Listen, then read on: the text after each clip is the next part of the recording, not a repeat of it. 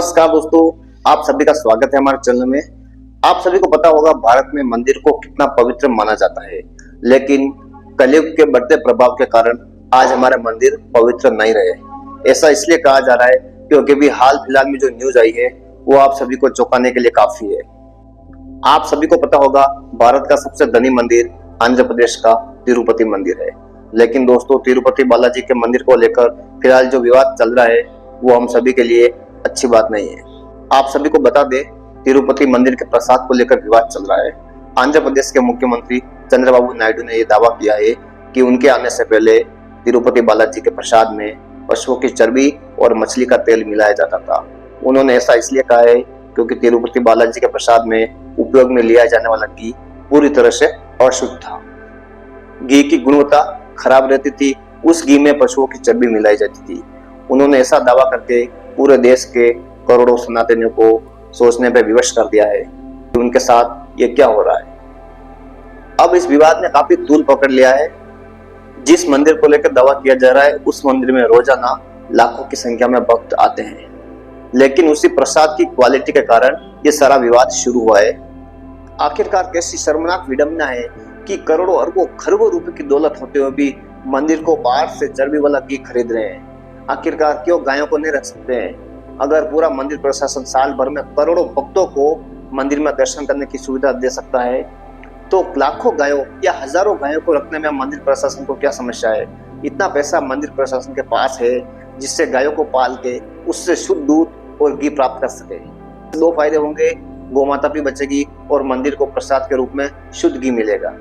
मैं आपको दावे के साथ कह सकता हूँ, पूरे देश में एक भी मंदिर ऐसा नहीं होगा, एक भी बड़ा मंदिर ऐसा नहीं होगा जिसमें पूरी तरीके से देसी गाय का घी उपयोग में लिया जा रहा हो। मैं आपको दावे के साथ कह रहा हूँ, ऐसा देश में कोई भी मंदिर नहीं है।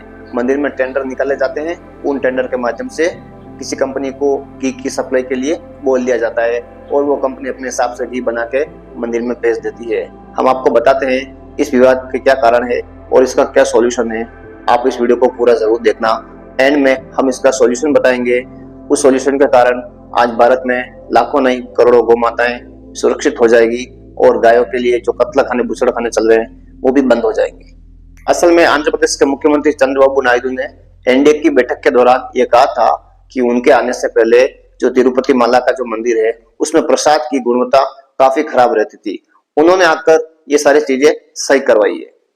उनका कहना था कि जो प्रसाद के रूप में लड्डू मिलता था उसमें घी की जगह पशुओं की चर्बी का इस्तेमाल होता था। उन्होंने आने के बाद ये सारी चीजें सही करवाई है और लोगों की आस्था के साथ जो खिलवाड़ हो रहा है उसको बंद करवाया है। अब इस पूरे विवाद पर आंध्र प्रदेश के पूर्व मुख्यमंत्री जगन रेड्डी की पार्टी की तरफ से भी बयान आया है। उनका कहना है कि चंद्रबाबू नायडू राजनीतिक हित के लिए किसी भी हद तक जा सकते हैं। उनका कहना है कि जो पहले घी का इस्तेमाल किया जाता था वो टॉप क्वालिटी का था। उनको राजस्थान और मध्य प्रदेश से जो गायें थी उनके दूध से घी को निकाला जाता था और मंदिर के लिए उपयोग में लिया जाता था। उनका मानना है कि चंद्रबाबू नायडू अपनी राजनीति को चमकाने के लिए ऐसा बयान दे रहे हैं जो कि तथ्यों से परे हैं और पूरी तरह से झूठ है। आंध्र प्रदेश के पूर्व मुख्यमंत्री ने ऐसा कहा है कि अगर इस दावे में कोई सच्चाई है तो चंद्रबाबू नायडू को सीबीआई जांच करवानी चाहिए। असल में मंदिर बोर्ड है, उसने प्रसाद के घी की जांच गुजरात स्थित पशुधन प्रयोगशाला में करवाई थी।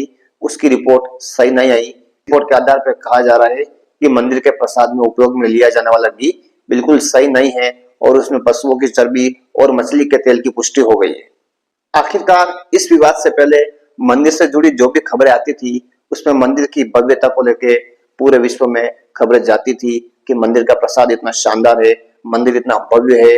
बहुत ही अच्छी न्यूज मंदिर प्रशासन की तरफ से आती थी।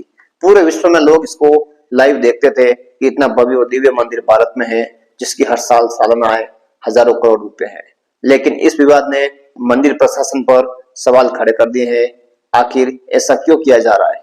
आपको बता दें कि मंदिर के प्रसाद को बनाने के लिए रोजाना 500 किलो घी, 700 से 800 किलो काजू, 500 किलो किशमिश, 200 किलो इलायची का प्रयोग किया जाता है। इसके लिए मंदिर प्रशासन को रोज करोड़ों रुपए खर्च करने पड़ते हैं, लेकिन मंदिर प्रशासन की आय का तीसरा सबसे बड़ा स्रोत भी प्रसाद ही है।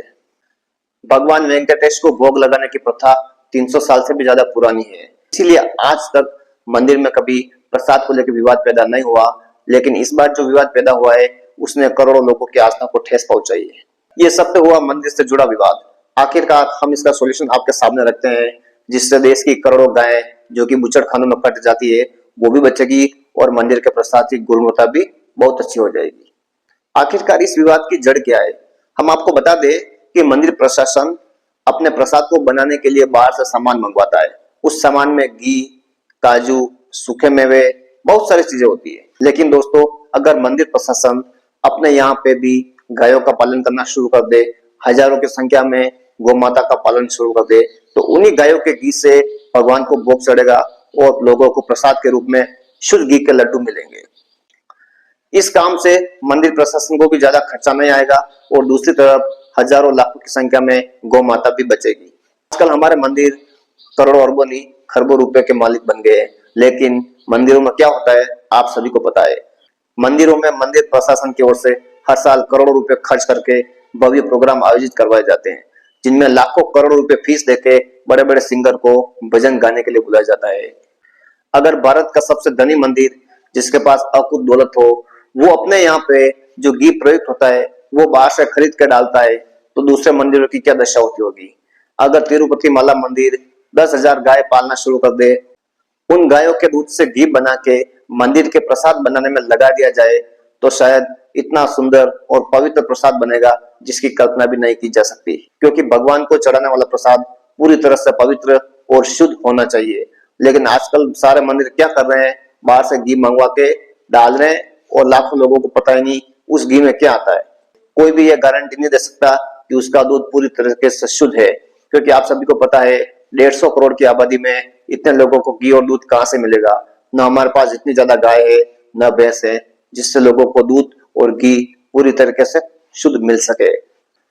आखिरकार इतना घी कहाँ से आ रहा है, इतना दूध कहाँ से आ रहा है? आप कभी अनुमान लगाना 150 करोड़ लोगों के लिए रोज घी और दूध कितना चाहिए, उसके लिए कितनी गाय और भैंस चाहिए, तब आपका दिमाग ठिकाना लग जाएगा। मैं आपको दावे के साथ कह सकता हूँ कि भारत की सभी बड़ी कंपनियां जो ये दावे करती है कि हमारा दूध और घी सबसे शुद्ध है, दोस्तों ऐसा संभव ही नहीं है।